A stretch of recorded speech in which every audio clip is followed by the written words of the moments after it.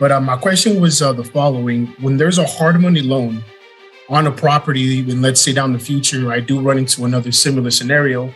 How is it that we can tell the seller, hey, you know what, I'm willing to do this option or that option, considering they have a hard money loan on it, so we can kind of,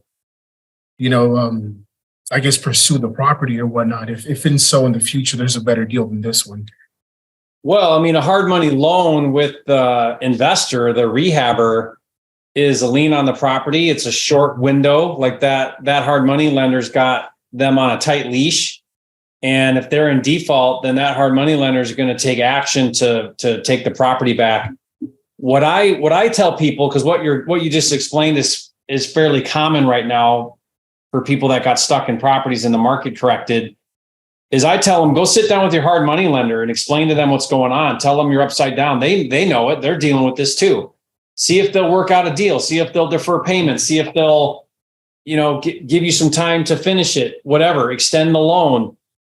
Maybe you can go get private money to pay off the hard money and then stay in the deal and rent it. You don't actually lose money until you sell it. So that investor who's upside down, if he can find another way to stay in the deal and just hold on and wait it out, he might be okay. If not, then all you can do is sell it at a loss. He writes a check at closing, or the hard money lender is willing to participate and help out. But I mean, that's all you can do.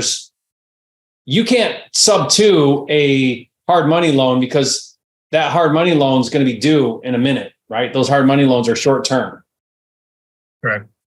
And it's upside down anyway. So, that's just where that guy's at, that investor. They just got to kind of deal with what's going on.